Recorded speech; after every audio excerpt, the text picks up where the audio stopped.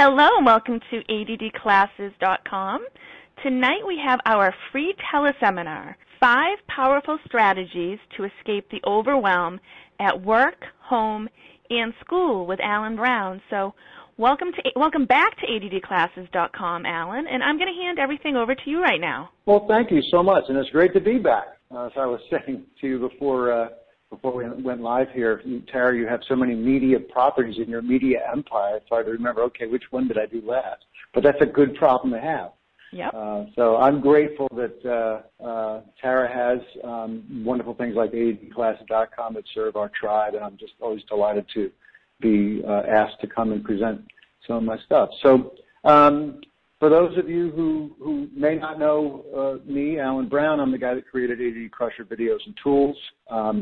These are things that I created because I can't read very well. And when I was diagnosed, there were a lot of books, some great books, in fact, but I just had so much trouble reading, I thought somebody should really be doing videos. So ultimately I did some instructional videos. And I want to let everyone know that at our website, ADDcrusher.com, you can get a free ebook, 5 things you're doing every day that make your ADHD worse. And also, if you happen to be there and you see a product that you like, use a special promo code that we've created for this program, TARA-MC, as in Tara McGillicuddy, TARA-MC. Use that promo code. It's good for 15% off an purchase. Okay, that is done. Let's get into what we're talking about here, which is good, important stuff. And you know, you don't have to be a social anthropologist or an economist to appreciate the costs of overwhelm and its resulting impact on our achievement, especially as ADDers. You know, when we are overwhelmed at work, we're not performing, we're not moving forward, we're not moving upward. Same thing in school, and it's also true of home, our home environment. We all know that running a household is a job. It's a tough job. And some people seem to be able to get so much done and just run this pristine household, and yet we're trying to run a household and it's driving us nuts, and we're in this constant state of overwhelm. So I always say that underachievement and overwhelm are probably the 2 words most associated with adult ADDers and their jobs, their household management, and their schoolwork. And, you know, the potential is there, the brains are there, the ideas and the will are there. We can't get out of our own way. So tonight I'm going to share 5 of the many simple strategies that I've used to help me and folks that have become adherents to the ADD Crusher approach to go from mess to success. The 5 that I'm going to share tonight are, first, some tactics for powering up your brain. 2, a really powerful trick, a brain hack to help you stay on task to get things done, which we all know is a big issue for us. Some tricks for hacking into other people's talents and technology. And then 4th, a bullseye for mental activity, because we are very busy-minded, and if we can focus our mental activity into a positive, healthy place, that can really reduce the overwhelm. And then last, how can we leverage our unique thinking style? And there are ways we can do it, powerful ways we can do it. Now, these are generally presented in the order of ease of adoption. That's not to say that if you see something in way 5 or way 4 that really resonates with you, you don't want to focus on that. But the important thing is, you know, when someone gives you a list of 10 tips, you don't say, okay, I'm going to go do these 10 tips, because you will end up doing none of them, or at least you will end up making 0 habits out of them. What you want to do tonight is look for 1 or 2 that really resonate for you, and just circle those. Put a big, big red circle around just 2 or 3 or maybe even 1. And then after this seminar is done, go think about it. Go try and put it into action. That is how habits start to form, not by pretending that you're going to do 10 things, but just by actually doing 1 or 2 things. All right? 1 or 2 at a time. That's how it's done. Capisce? All right. So let's talk about this first area of escaping the overwhelm. You know, everyone describes ADHD differently. Some say it's like walking around with a cloud around my head. I love this one. I forget who said this, but it's like trying to do math problems when someone is throwing lit firecrackers at your feet. I describe ADD to non-ADDers by asking them, now, you know how it feels those last 5 minutes of the workday or your study session or whatever, where things are getting foggy and you're just kind of wiped out and getting declining mental returns. Well, that's how it feels to us pretty much from the get-go every day. We are at a distinct disadvantage in our work and study environments, not only due to our impulsiveness and distractibility. The biggest culprit to me is this what seems like a quick onset of the feeling of mental fatigue, which is particularly bedeviling when tough, demanding tasks need doing. You know, the ones that actually matter in our achieving things. But there are ways to power up your brain before taking on weighty mental engagements, and even have more mental stamina overall, to feel more like you might after a great night's sleep in an espresso or a good workout and a protein shake. I'm going to share 4 ways to power up your mind. The first is to cut the crap, okay? There are no special tricks here. Just the simple fact that sugar and carbs, especially simple carbs, and toxins to the ADD are like a ball and chain to a sprinter, right? Sugar and simple carbs are like crack for us. A quick burst of mental energy, and then it's gone. We crash. And the only rescue is another dose of sugar or potato chips. So we have to cut this crap out. I can't tell you how many years I've worked in the advertising business, pre-diagnosis, eating a croissant for breakfast and, you know, scratching my head at 9:45 a.m. wondering, why don't I have any mental energy anymore? So, you know, be conscious of this, of the sugar that's in your food you're eating. If you are relying on Mountain Dew in the morning, you know, to get going, find something else. It's crap. It's sugar. Well, it's caffeine too, but get that sugar out of your diet. And also, switch from white foods to brown foods. Stop with the white rice and the white bread and the white potatoes. That's all starchy carbs.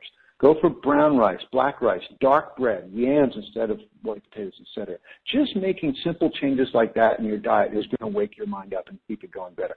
Needless to say, excessive alcohol and smoking are analogous. They stimulate briefly, but they quickly dissipate. They deprive your brain of oxygen. They mess with your sleep quality, your endurance, and your clarity. So, you know, I don't have to lecture anybody here. Everybody knows how kind of stupid those things are, particularly in excess. But, you know, but if you are at the end of the day saying, gee, I just don't have any mental energy, or I'm tired, or I can't solve this problem, and you got a cigarette in your left hand, as I did for many years, smack yourself upside the back of the head. The next trick for powering your mind is what I call venue change. Okay, when your mind becomes worn from study or a tough task, maybe because you're paying the bills or something like that, get up and go somewhere else, right? I don't mean to Mexico. Go to another room, to another chair, even at the same desk, or another seat in the same room. Go to your porch, or go to a coffee shop. The movement gets blood and oxygen back to your brain, and the brief break rests your brain muscles. We're going to talk more about that in a second. Plus, the new environment gives you a psychological fresh start. Now, it's true that by doing this, you run up the clock a little bit, right? It costs you some time, but you can get gads more mileage from your brain's fuel tank with this simple trick. And as long as you're not abusing it and using it as an escape, well, I'm going to use Alan's trick for venue change, and I'm going to go over here, and then I'm going to go check my Facebook feed. That's not venue change. That's escape. The third trick is shut up, you mind. And a lot of you have heard this trick that I've talked about before, and I teach it in the videos. But, not all of us are physically hyperactive, but every single ADDer is mentally hyperactive, right? Our wheels are constantly churning, we're worrying, we're overanalyzing, we're daydreaming, which contributes to what I think it was Jen Koreski called the constant state of overwhelm, right? And worry, and I think this was Napoleon Hill who said this, it might have been Andrew Carnegie, worry and frustration are just as fatiguing as work itself. And our inner dialogue burns fuel mostly on 3 things: worries about the past, worries about the future, and petty judgments. Now, the handout some of you have might say 2 things, but it really is 3 things. That was a shorter version. Quieting one's mind for even 10 seconds can be rejuvenating rest. So how do we quiet our mind? Well, the first thing is to just be aware of the content that's whizzing around in our brain. If we actually listen to our seemingly involuntary inner dialogue, we see the quantity of worry and its focus outside of the present. But here's the funny thing about our internal dialogue. It is not totally involuntary. We're going to talk more about that later on in Wave 4. We can control it if we choose to. Here's the funny thing about the past. The past is gone, so no amount of stressing will change it. Unless we're formulating how to avoid repeating a past mistake, we are wasting time and energy. And then the future, similarly, it's not predictable. So you can sit and stress over what's going to happen tomorrow at the parent-teacher conference or the final exam or your work review as we imagine the bad things and feelings to come. But unless we're strategizing a solution to a foreseeable problem, we're just wasting time and energy. All right. Now, you might ask, well, can I really power up my mind by quieting it down for just a few minutes? Well, I just asked the question, would you rather do 30 push-ups in a row or 20 push-ups, take a 30-second rest, and then bang out the last 10? I mean, this is a no-brainer. So even a short break powers you back up because blood gets back to those muscles, et cetera. And it's the same thing for your brain. When it's constantly churning, when it's constantly on, it doesn't have time to recharge. But when you just quiet your mind, close your eyes, listen to your breathing for 2 minutes, even 1 minute, you can re-engage with a tough task and be much more effective at it. I just did a little 45-second meditation before I dialed in and got on the phone with Tara. It's like having a mini power nap. We can stay focused much longer when our brains are given a break about every 20 minutes. Just the research has our back on this. This is the time when thinking becomes less efficient, typically around 20 minutes. It's called momentary deactivation. After a stretch of work, your mind just needs to refresh the specific neural network you've been using. So I found this research long after I created Wave 3 in Video 1, which is Shut Up Your Mind. It's nice to see it confirmed in some scientific research. So the next one I call meditation in motion. And if the universally acknowledged solution to mental pollution is meditation, I say here meditation in air quotes because I'm not talking about sitting on a bed of nails, and murmuring a mantra.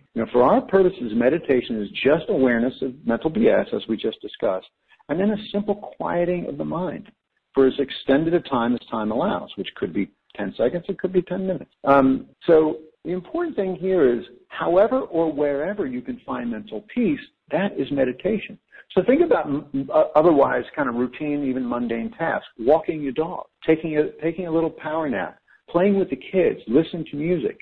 If you actually kind of labeled these things that you have to do anyway every day and labeled them as opportunities for meditation and motion and started to view them in a different way, you would be less likely when you're walking the dog to just be walking down the street and churning on worries and just mental BS. And instead, walking the dog, being present, and just quieting your mind. I'm just walking the dog here, man. And when you're done walking the dog, you're not all mentally exhausted from having worried about this, that, or the other thing. You can now sit down and do something really creative or efficiently after you're done walking the dog. That's a very, very powerful mind hack there. I try to associate an action step with every strategy that I present. We do this in the videos, of course. We don't have time to do that for every one of these. An action step here might be to just jot down a few things that you do every day that are opportunities for meditation and motion, quieting your mind. It could be riding the bus or the subway. When I lived in New York, I would meditate on the subway for the 15-minute subway ride. Driving your car to work, your commute to work can be an opportunity. Instead of listening to some idiot screaming and yelling about politics, you could be quieting your mind or listening to a powerful audiobook. These are great opportunities. So as you think about this, and hopefully make a few notes there, let me sum this up by saying that if you are not giving your mind quiet rest, if you are eating crap, and if you're leaving yourself stuck in the same chair most of your day, you're really contributing to this state of overwhelm and what becomes a cycle of stress. And we can get into the physical part of this, which is very significant, but that's actually a different presentation. But know that when you are mentally stressed, you are causing physiological harm as well. So the next strategy, way 2 here, is to crush distractions. And this is a mental trick for staying on task. It works great even in the multitasking, multi-interruption work and home environment. You make this a habit and you'll begin to clean up the mess of undone things around you and dramatically reduce your stress because, after all, this is a wonderful quote, much of the stress that we feel doesn't come from having too much to do. It comes from not finishing what we started. Every time I present this before an audience, everybody's nodding their head. It's just so true. And you think about it, it's not that we necessarily have more work than the person next to us. It's that we're not finishing the stuff. We're not moving it. We're not banging it out. And a big reason for that is that we are not staying on a given task. Now, this is going to help solve that. But first, before we get into that, think about the cost of being distracted from the task at hand. Research tells us that each interruption requires 5 to 10 minutes to get fully engaged in the original task. So if over the course of a day you are unnecessarily distracted from the task, say 10 times, that's like having 1 to 2 hours stolen from you every day. That's a full work day each week. So is it any wonder that we ADDers have to work longer hours just to keep up? How many 85-hour weeks did I work? 70-hour weeks that I worked before I was diagnosed because I was constantly moving away from the task at hand. So let's get to this solution, this brain hack. This distraction-crushing trick first requires being aware of two things, right? The first is that multitasking is for suckers. I've heard people talk about how ADDers are better at multitasking, yada, yada, yada. It's BS. Okay? The best multitaskers in the world have been proven through research to suck at multitasking. All right? So let's just leave that at that. The second thing that we have to be aware of is that we ADDers prioritize things not based on what's most important, which is what normal people do, right? But we prioritize based on what's most interesting at the moment. So this is why we're easily pulled away from important tasks and into titillating low priority things that are frankly more often than not BS. So the trick to staying on task is labeling. You're going to label important tasks and diversions, possible potential interruptions. And you just need to create 3 labels in your mind, right? Create right now a picture of a label that says what I'm doing now. You can give it any color shape you want. Maybe it's like a stop sign. Mine are blue with white type, all right? The next label you want to create is BS in big letters that is not what I'm doing now, right? BS that is not what I'm doing now. That's your second label. Third label that you need is it's important, but it's still not what I'm doing now. So then you've got these 3 labels in your mind, right? Hopefully the signs have colors or whatever. Maybe they're like those the little tapes that print out from a label gun, right? Maybe that's what it could be. Or it could be like a street sign. Or it could be like one of those flashing signs that show the stock prices, right? Maybe it's like one of those blinking things. All right. Now, using these labels, the way to get engaged in an important task that you have decided to sit down and work on is to determine forcefully that this task is what I'm doing now. You put that label on it. I'm sitting down to write an email, and I say, this email is what I'm doing now, and I visually put my sign on. The way to keep from getting pulled away from that task is to guard your mind's open window with your labeling gun for things that are not what I'm doing now, right? That's not what I'm doing now. Now, there are, as I mentioned with the labels, there are 2 kinds of not what I'm doing now. BS, that's not what I'm doing now. These distractions are easily identified, right? But they're not easily dismissed because, as I mentioned, we are so attracted to what's interesting at the moment. The tough-to-write email looks mighty uninteresting compared to that titillating peek at your Facebook page or your Instagram account, which is not important. And the way to resist it is to forcefully label it as BS that I'm not doing now. Checking your emails every 10 minutes, that's BS. Understand that you're not missing anything. Answering a personal call when in the midst of an important task or during study, that's BS. If your friend is stranded, they will call you twice and they will text you. And how often does that happen anyway? Office or study hall small talk is BS. Keep your freaking door shut or you're back to the cubicle entrance. Not everybody has an office with a door. Hide in the darkest recesses of the library, etc. if you really want to avoid the BS. And then when these things threaten to interrupt, label them. Now, important things that are not what you're doing now, they're, of course, tougher to dismiss. But in most cases, you must so that you can finish the important thing that you are doing now. And you need only dismiss them temporarily by writing a note so you can come back to it, writing sticky. If you can get into the habit of doing what you're doing now, you will soon find there are fewer and fewer undone things to stress you. And this is why doing what you're doing now is my most ADD Crusher video users' favorite brain hack by far, because it really works. Now, just pausing here for a second and looking back on just these first two strategies, right? The different ways of powering up your mind, right? And then being able to it's not going to work perfectly, but the more you can stay on those tasks and get rid of these disruptions, think about how much of a head start you'd have going into your day once you make these things a habit. This is a pretty good head start, right? But it's just a head start. So let's talk about a few more. And I want to remind you all again, if there are one or two things at the end of this presentation that really resonate with you, just for temporarily forget about the other ones. Just focus on the ones that really, really tickle your fancy. That's how you're going to turn them into habits. All right. The third strategy for escaping the overwhelm involves getting technology and other people to help us out. And I call it beg, borrow, and steal. Now, doesn't it drive you nuts that at the office or at school, these non-ADDers seem to get so much done in so little time? Or, our neighbor who has just as many kids and responsibilities seems to be running her household as if she had a live-in butler and maid. How are they doing this? How are they not haunted by to-do lists as long as there are, by the same deadlines that we never seem to make, and always have a way of smartly delegating or automating something that we're struggling to do ourselves?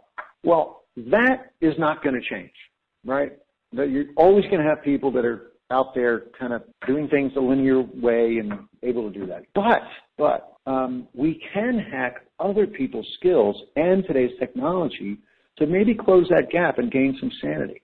If not, maybe a better grade or a raise or a happier spouse, right? And we're going to do this by delegating or begging, automating or borrowing, and using templates or stealing, all right? Let's talk about delegating, begging. We ADDers spend huge amounts of time trying to do things at which we suck or that we just shouldn't be doing ourselves. Things that people around us can and will do for us if we're willing and able to hand them off. Just a few examples of things that I delegate. I almost never do these things. Laundry. It goes to the wash and fold service. Yes, it costs a little bit more money, but my time is worth more than their time. Tricky follow-up tasks. I get someone on my team, and I realize that if you're a mom running a household, you don't have, quote unquote, a big team. You do have kids, and you can delegate certain things to the kids. My mom taught us kids when I was 8 years old, taught us how to do the laundry because she got tired of doing it. She was like, I got better things to do. You're going to do it. And so, you can delegate to a 10-year-old. So I delegate tricky follow-up tasks to another member of my team. Printing and filing when I was in the advertising business. And that would all go to the receptionist. I would never hit print myself. It was always something that somebody else needed to do. So those are just three little examples. Now, there are two reasons that we suck at delegating. And the first is that if you can't give a subordinate a clear roadmap to completion of a task, you can't delegate it. And we ADDers are not linear thinkers, so we don't know how to kind of quickly describe, well, you need to do this, then that, then that, then that. I was not getting promoted in the advertising business for years because I wasn't delegating. They said, Alan, you're a smart guy.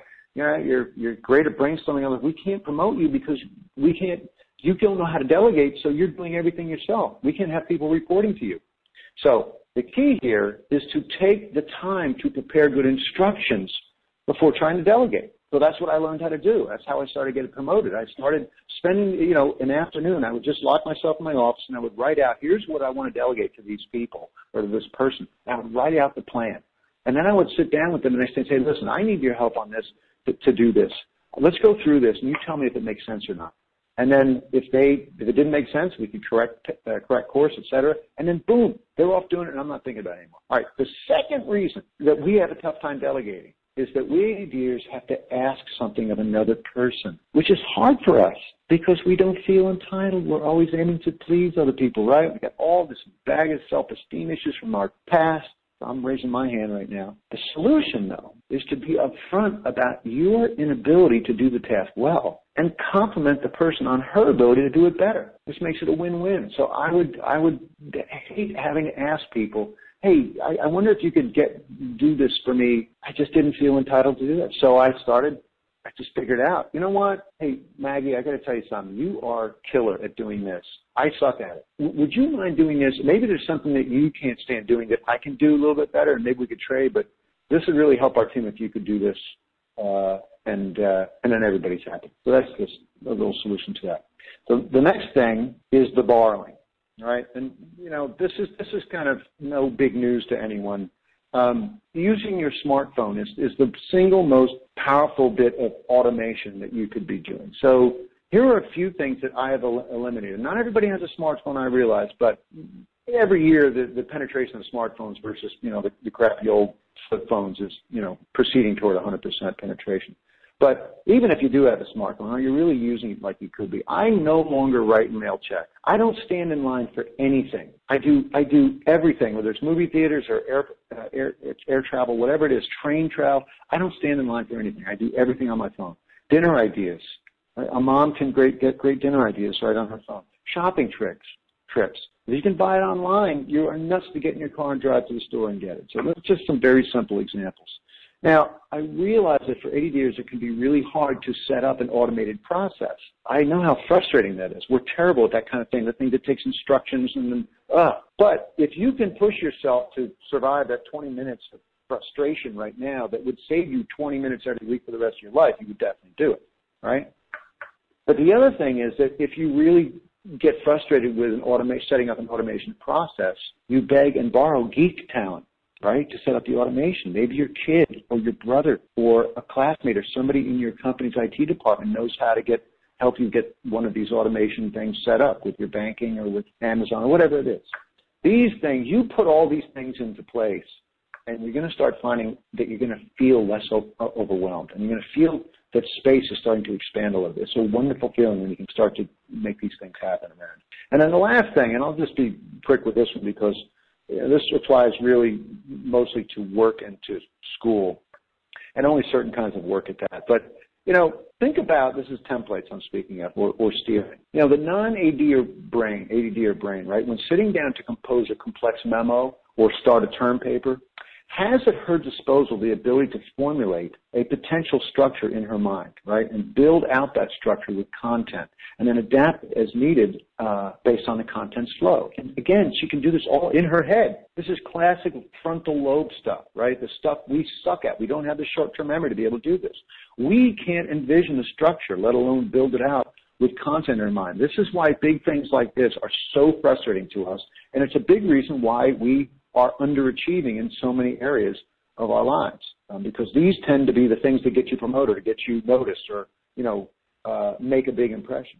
But if we have a physical template to refer to that becomes a surrogate for that lacking frontal lobe activity, then you have this replacement for that short-term memory. Now, think about it. A gazillion free structural ideas for memos, papers, resumes, and presentations are just a Google away. I often steal inspiration for a PowerPoint presentation from SlideShare. Don't go to that website unless you have a reason to go there. It's a great place to waste time because there are a lot of cool. I'm serious. Don't go there unless you have a reason to go there. It's a cool site that has a lot of PowerPoint presentations that people share. Again, it's like YouTube. It's a big time waster if you're not going there for a purpose. So, by the way, if you see one of my visual presentations and you like something I've done, steal it. But just to be clear, we're not talking about stealing content. So you can be inspired by content and content flow. Stealing content is cheating at best and potential plagiarism. Stealing templates, however, is flattery. All right? And by the way, as you compile your own cover letters, memos, presentations, term papers, archive your strongest ones because your own greatest hits make for the best, most easily adapted templates, right? So I have a file of my best writing from my advertising career, my best presentations. I have a file of those templates, all right?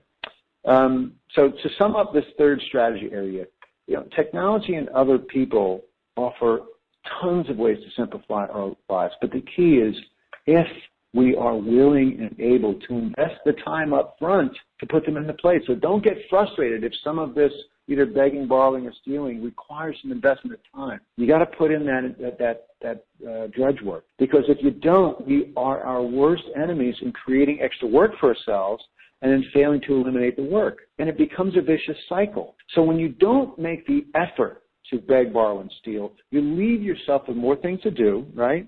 And then you're too overwhelmed to make the effort to beg, borrow, and steal, right? So you have to break this cycle by just knuckling down one day and saying, I'm going to start this automated process, or I'm going to call my brother and I'm going to say, I want you to get over here, you tell me when, and I want you to help me do so-and-so. before, sitting down with the kids and saying, look, guys, I need your help around here, man. Maybe this is increase your allowance or whatever. But I need you guys to help me with X, Y, and Z. It's all doable. All right. So way 4, this is a big one. This is like one of the biggest brain hacks you can do. It does take practice, but it's called thought control, and it's based on the notion that, imagine if you could only be doing things that matter, right? As we discussed, we have a terrible time prioritizing things, right? So with the limited energy and time we have, we make things worse by doing so many unimportant things, don't we? It's just, you go back to the not staying on task, being, pulled away by the titillating thing. Well, similarly, imagine if you could only think about important things that moved you forward, things that made you feel happier, more fulfilled, got problems solved, got stuff done, right? Wouldn't it be a beautiful place to be? You would conserve huge amounts of mental energy. You'd reduce your stress, and you'd just be a happier person, not to mention a badass Zen master. But, you can get part of the way there. And as William James said, the greatest weapon against stress is our ability to choose one thought over another. Now, here, folks say, well, come on, control my thoughts? Dude, I'm an ADDer. I can't control my thoughts. They're just going and going. So, you ask yourself, did anyone wet their pants today? No. Did anyone cry and stomp your feet over anything because you didn't get something? Probably not. So, we've learned to control our bladder. We've learned to control our temper for the most part. And you can learn to control your thoughts to reap huge, huge benefits. And it's all about identifying and labeling thoughts that fall either inside or outside a mental bullseye that I call the thought sweet spot. And the more you're in it, the more you escape the overwhelm. So now, as I mentioned, this takes practice. It is as easy to learn as, say, learning how to go to the bathroom. You just start small, like you did. Remember you had your Donald Duck potty seat? You just start right there, okay? And there are 3 simple steps. The first step is just to listen to your mind. We talked about this before. Be a witness to your thoughts. Start observing what's going on here. And you'll, of course, observe that most of what's going on is a lot of kind of BS. And as you start to be a better witness of your thoughts, the second step is to identify and classify these thoughts. And that is best done by putting them into opposing pairs. So the future thoughts versus past thoughts, positive thoughts versus negative thoughts, big ideas versus small trivia, thinking, creative problem solving versus worrying, right? Relevant versus titillating. And for those of you who've downloaded the handout, you can see that there is this target in the bullseye. Those positive, the former, not the latter terms, the first ones in each of those pairs are obviously in the thought sweet spot. Future, positive, big, thinking versus worrying, right? Relevant. So once you can start to visualize these things in this kind of thought sweet spot and the ones, their counterparts that are outside, now you can get to the third step of this, which is to clean house. And you do this by simply discarding BS thoughts to put yourself more and more into the thought sweet spot. For instance, you can think about the future of something, and that can be a time waster. Oh, I can't wait to, the big game or the date or like the cat show. But even if it's trivial, it can at least open the door to planning the future. Oh, I better leave by 4 o'clock to be sure I get to the stadium or the bar or the arena, right? But thoughts of the past are mostly rehashing stuff that you can't change. So when you find yourself doing it, classify them as BS and then switch into future-oriented, well, here's how I would do it differently next time. Otherwise, if you're not problem-solving, you're wasting time. Positive, negative. Well, you have a negative thought about yourself, situation, or the person. Label it as such and either move on to something else or at least shift to some positive spin on it, which benefits your body chemistry, by the way, and your attitude, as I mentioned earlier. You think about big versus small. We often get so dragged down because we're these synaptic creative thinkers. We get dragged down a rabbit hole by some small thing that burns energy, just like a big thing. I was at an airport today flying back from Vegas, and it reminded me of this. It happened to me in, I think it was Atlanta. At the airport, I hear the automated voice on the shuttle train. It says, approaching Terminal E as an echo. And this is why I'm on my way to a really big meeting, all right, that I should be preparing for mentally. But then I hear this announcement. I go, oh, so my mind launches into trying to list all those words representing the letters. You know that one, the Alpha, Bravo. Oh, what's the one for C? I can't remember. Skip that one. D is Delta. Oh, Delta. That could be confusing at an airport. So they probably use David or something. Oh, and then I realized, boom, I am wasting tons of energy on this, and who cares? That's a small idea going awry. It could burn energy just like a big idea. So I think you kind of get this one, and I want to make sure that I leave some time for Q&A. But, worrying versus thinking, which is, thinking is positive, is problem solving.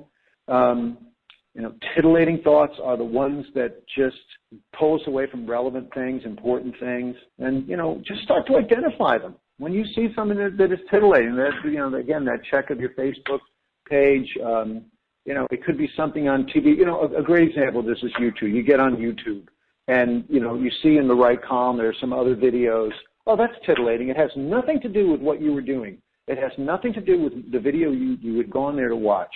But you allow yourself to get pulled into that rabbit hole because it's titillating, and it's wasting your time, and you have power over that, right? And it's the same thing with thoughts. You have power over which thoughts you want to spend time with and which ones you don't. If you give most of your mental energies to things in the thought sweet spot, you will make your limited tank of mental fuel go much further, and you'll make your brain go much faster. This is a powerful one. Now, here's wave 5. This is leveraging lateral, all right? And we've talked about lots of things that are wrong with our brains, right? And I'm actually going to rattle off a few more before we get done with this one. But our differently wired brains offer us unique skills. I'm not talking about all the things you read about, oh, we're creative, we're this, we're empathetic, no, those are all nice. But I'm talking real skills. So this is not a pep talk. This is, this is not you're special. This is, here's stuff you can use. There are 2 skills in particular, and the first I'll cover is lateral thinking, which is defined as a way of thinking which seeks the solution to problems through unorthodox methods, which would normally be ignored by logical or linear thinking. Right? More about that in a minute, but before we can tap those skills, we must do 4 things. All right? So let's talk more about our weaknesses, okay? Yay. As any successful executive, entrepreneur, battlefield general, even student, any one of these who wants to operate most successfully will do so with an understanding of his or her weaknesses. So the first thing, you have to understand your weaknesses. And while we ADDers seem to have a long list of weaknesses, there are 3 key ones for me that can be mitigated to benefit us in the work and study environments and even in the home. The first is lousy dopamine production. Anybody who knows anything about the neurotransmitters? I think I just did a guest blog that will be appearing on Liz Eamon's site soon on neurotransmitters. We should all know what the key ones are, but most of us probably know that neurotransmitters are not produced at the levels that they need to be in our ADHD brains. So we don't have to go any further into physiology here, but just suffice to say that dopamine and other critical neurotransmitters we are short on, and they are important for motivation and focus and all these other things. The production line of these things we can kickstart with strong desire. So you need to define your desires and visualize both near term, or how badly do you want to be B plus or an A on this assignment, how badly do you want to shine at the office today, and long term, how badly do you want this degree, how badly do you want that promotion, how badly do you want this amazing perfect mate for you, etc. For any such desire, you visualize it daily to combat low dopamine. This is what I teach in the videos called Get a Nagging Desire. Right? Second, our weak short-term memory contributes to our losing and forgetting things. So this is why we stash a document in a pile of papers. It's like burying it in the Sahara. It's not just out of sight, out of mind. It's out of sight, out of existence. But we can compensate using our visual spatial nature.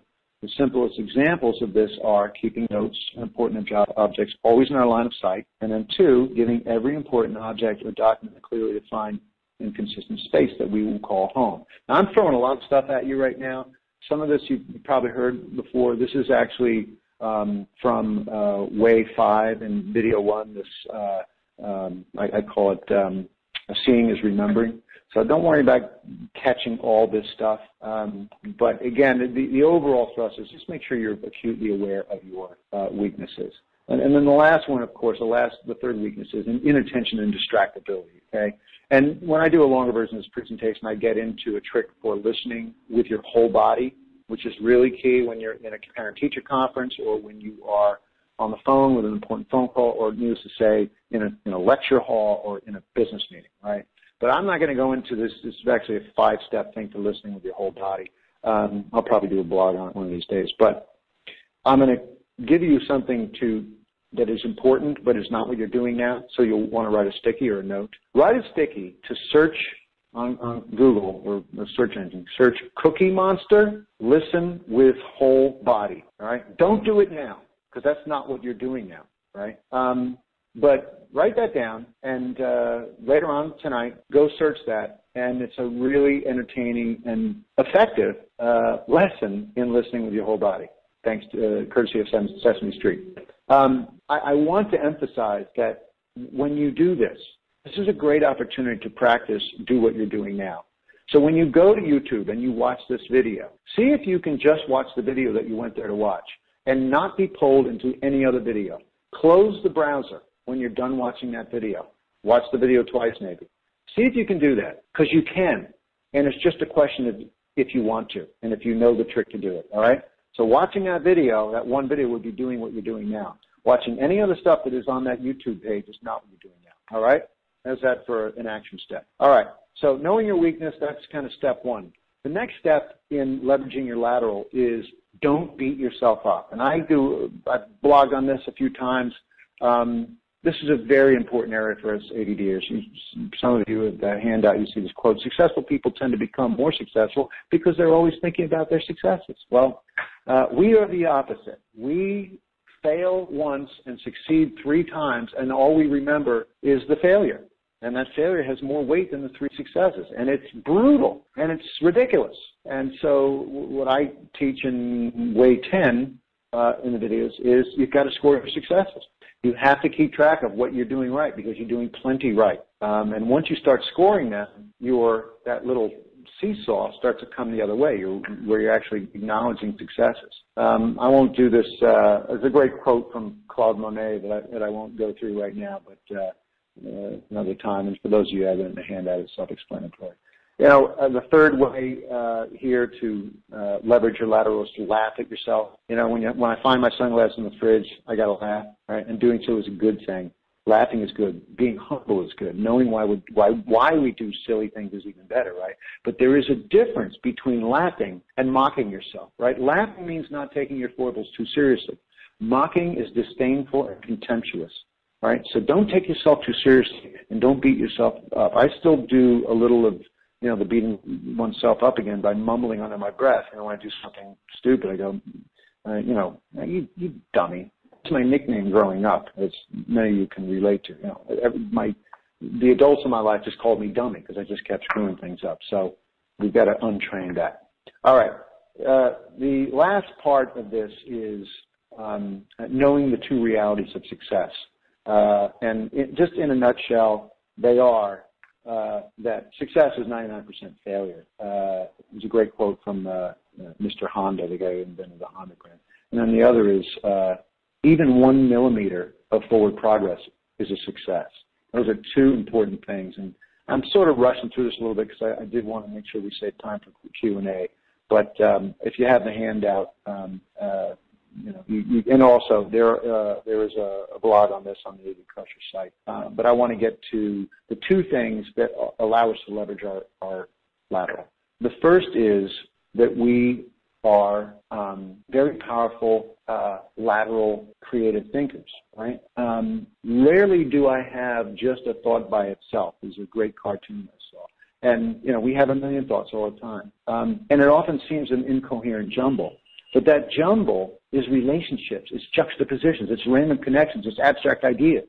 These are all parts of that lateral thinking, which is the weapon of great brainstormers and inventors who are able to think against the grain, right, to make connections between things that are not literal and therefore not obvious. So let your mind go when it's the appropriate time to do so, and revel in your ability to think of weird things and connect things different. I was the most sought-after brainstormer in the 3 ad agencies that I worked at. They all come to me when it's time to do a brainstorm on a new product name or a new way to package something or whatever, because I was that kooky guy who came up with ideas that were just out from left field, but they worked. The other thing that we can do to leverage our lateral, and I just did a blog on this, We have the risk-taking gene. Researchers call it the DRD4 receptor. This is a real thing. And there are risks associated with the risk-taking gene. Climbing high things, jumping off high things. I like to go 170 miles an hour on a motorcycle. That's fun for me. And it's dangerous, but there are benefits to it. And that is that the most obvious one is that entrepreneurs are first and foremost risk takers. And that's why entrepreneurs are disproportionately represented by ADers. So, again, I've done a very quick type summary of these, but this last one here, but summing it up, ADD is no gift, but neither is it an absolute negative. So we have the power, if harnessed, to do some things perhaps unattainable by left-brained, risk-averse, non-ADD thinkers, right?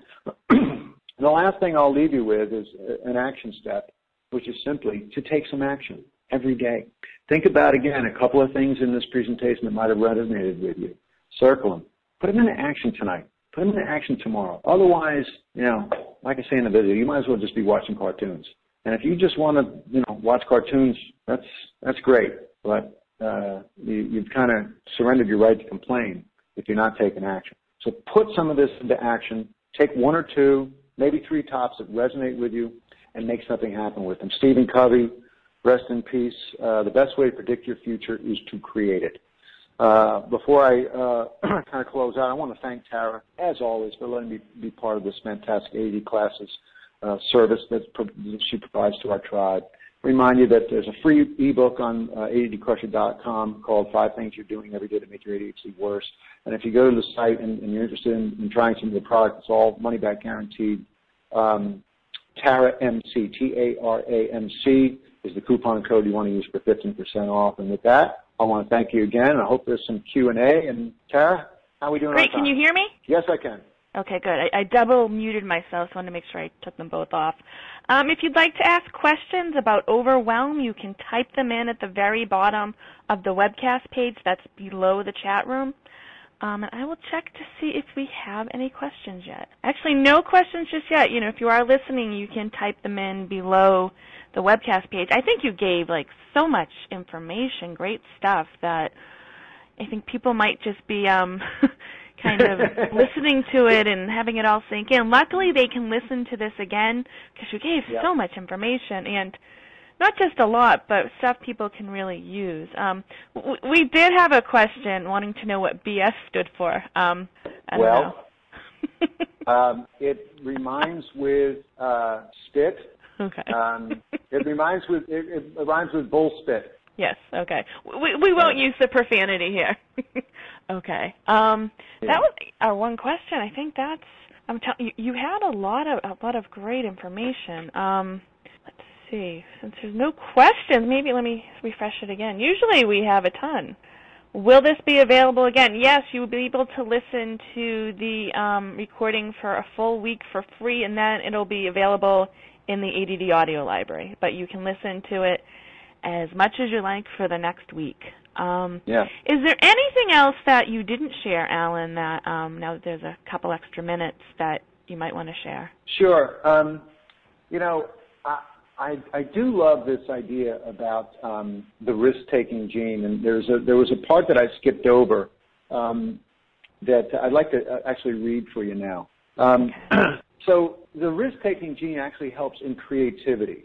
It's not only the thing that entrepreneurs go out and risk their livelihood or take great personal risks to reputation, et cetera. That's part of the risk-taking gene. But it's also a creativity generator, right? So the New York Times did this great profile on Craig Venter. He's the guy, he's actually based here in San Diego, who decoded the human genome. He created the first synthetic organism, and he's now working on a man-made microscopic bug that will clean up oil spills, right? He has an idea for another bug that could, quote, swim in a pond, soak up sunlight, and urinate automotive fuel, or live in a factory, guzzling exhaust and farting fresh air. That's a quote from him, right? So the Times article asks, well, how does he think this stuff up while racing his motorcycle, or on his boat in a storm in the Pacific, or while snorkeling naked among deadly predators? He finds clarity, the Times writes, in unhinged moments of excess. Taking risks opens the window to creativity. So this is novel, yes, and impractical, yes. But risk-taking doesn't have to involve physical risk. It can be more modest, like joining your kid in some element of her new sport, right? Going somewhere you've never been. It can be social risk, trying a new book club or going to a party that you otherwise would have shied away from. These things light up our brains and shut out mental BS, bullshit, and open the window to new ideas. This is a big reason why about every month I have to get on a motorcycle and get on a racetrack, because it just flushes my brain out and it gives me fresh new ideas. So I wanted to share that. I'm really glad that actually there weren't any questions for that, so it allowed me to read this important piece. And hopefully it maybe spawns a couple of comments or thoughts. No, we have actually had quite a few questions since you started talking. We had people wanting to know if you can talk a little bit more about templates, maybe give a couple more examples. Yeah, and you know, I tried to think if there were good examples of something that you would use if you're running a household. I had a little bit of trouble with that, other than, you know, you can impart that to your kids. You know, that share that principle with your kids, that if you're, have a kid who has done a great paper on something, they don't necessarily have to start fresh every time. Keep those great papers on file as something that can remind a child of, this was a great thing that you did. Let's see how you did this, you did that, you did that. It really does work, of course, for term papers and other kind of long-form things. It works for resume building. It works for cover letters. It works for if you're in any kind of business where you have to summarize someone else's stuff. I'm still part-time at the ad agency, and we are doing a big presentation to a motorcycle company. It's very exciting, and I have to create the presentation that basically blows the client away and makes them go, oh my God, you guys are amazing, here's $10 million more.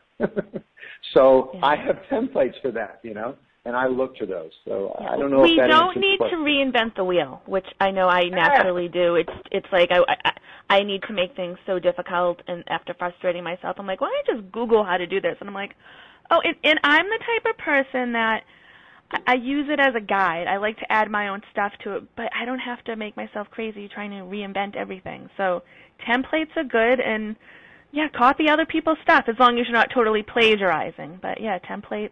So glad you brought that up tonight. Well, I'm so glad that you just said don't reinvent the wheel, because it never occurred to me to describe this like that, because I'm stealing that. Okay, that's just a great way to put it. Don't reinvent the wheel. And it's an original thought that I thought of myself. So I don't know where I get, yeah, okay. We did have a question, which I know you and I both know the answer to this, is what are the safe and natural ways to increase dopamine besides prescription medication? Well, you and I, Tara, know that the key way is exercise. Mm-hmm. You know, John Rady writes a lot about how, and I'll quote him, exercise triggers the neurotransmitters that are like miracle grow for the brain. Mm-hmm. That is the single biggest thing you can do to make your brain light up. Of course, diet has a lot to do with it. Sleep, good sleep has a lot to do with it. That's why the first thing we teach in AD Crusher videos, way one, is feed your brain. And it's talking about diet, exercise, and sleep. Because if you're not doing those things, everything else you're doing is fighting against whatever bad habits or lack of good habits that you have in that area. So that would be my answer to that one. And we actually have a class in the ADD audio library that Dr. John Rady did specifically about ADHD and exercise. Wow. And if you Google him, he has videos and there's books. His book Spark is the original one, and he just came out with a new book recently called Go Wild, which is about exercising and other natural stuff. So, yeah, exercise, and as someone who I've shared publicly through my radio show and stuff, I don't really enjoy exercise, but I do it, and it's made a huge difference. So definitely, you know, read up on that and research John Rady and exercise, ADHD and exercise. Let's see. People wanted to know, you said take an action step. What might be an action step that you'd recommend people to take tonight after listening to this? Well, again, if something here that was presented made you think, well, that's kind of cool, that makes sense to me. One action step would be to take, again, just two of the things that kind of got your attention, so to speak, that you thought might help or that you could do, and just circle them. There's an action step, right? That's forward movement. But you know, then after we've hung up the phone and we've gone and, you know, got a glass of water or whatever it is, sit back down and just put that in front of you and just think about it. And ask yourself, how can I put this to work for me? What reminder can I put in front of you to make sure that I'm putting this into play? So, for instance, you know, we were just talking about exercise. I have, this is one of my desks here that I'm sitting at, and I have a lamp here. And taped to the lampshade is a little picture of a brain lifting weights. And that is a constant reminder to me that when I am not exercising, when I am mentally tired or frustrated, all I have to do is get across the room. I put on a motorcycle race, which lasts 45 minutes, and then I get on the stationary cycle with two 25-pound dumbbells, and I get on it, and I lift those dumbbells, and I get on the cycle, and I'm cycling for the 45. I can't get off until the race is over. That's another little trick that I use. So doing something like just right now or tonight, creating a little note or some mechanism that is going to remind you, all right, the next time I'm frustrated, I'm going to shut up on my mind. Or putting an alert in your phone right now or on your calendar, something that will pop up, say, I'm making this up, at 7:45 tomorrow morning, that says, spend 5 minutes just thinking about nothing, you know. Here's another one. Go through a great action step would be make a list of the foods that you typically eat for breakfast, lunch, dinner, and snacks, right? List the ones that you eat most often over the course of a week. And then circle the ones that, you know, kind of violate the laws of, my 4 mantra laws are sugar sucks, carbs kill, protein is power, and omega's omega. So if you've got things on your list of the foods that you eat most of the time that violate sugar sucks or carbs kill, circle them. And then make a commitment with whoever you live with, or, you know, rework your shopping list and just take action on that. That's a powerful thing you can do. Oh, I could go on, so I better stop. Yes, and we are over time. Is there anything that you'd like to leave people with tonight? And also, could you make sure you give out your contact information once again, Alan? Absolutely, yeah, thank you. So this, again, contact information, really cool free ebook, 5 things you're doing every day, and believe me, you're doing them. Some of the themes are touched on here in this presentation, but get that free ebook at addquestion.com. TaraMC is the coupon code to save 15% if you want to try one of the videos. They're guaranteed 100%, no questions asked if you're not blown away, 30-day money-back guarantee. But I just want to leave everyone with the thought that we can have all of that freedom, that breathing room, that absence of overwhelm that we assume that other people have. First of all, they don't really have that. You know, even that perfect neighbor down the street who runs everything perfectly, or that guy down the corner, he's or she, they're still frustrated and working hard and all of that. But we definitely tend to have more overwhelm than others. But there is definitely in our futures the place where we can start, where we can get a culmination, a critical mass, if you will, where bad habits have been set aside and positive habits have taken their places. And one day, I think I just blogged on this the other day, I've forgotten, but just one day, it's like a turning point. And you just realize that, wow, my ADHD is really not this huge, horrible ball and chain that I've been dragging around. It's a thing that I have to deal with every day, yes, but I'm actually seeing more of my positives from my ADHD. And I just want everyone out there to know this is yours for the taking.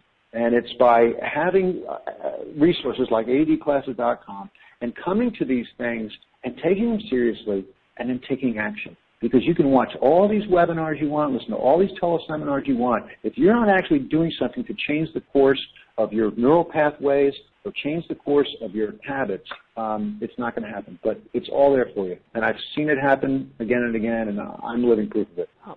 Thank you so much, Alan Brown, and thank you, everyone, for taking the time to listen to this addclasses.com teleseminar. Have a great night. Thanks.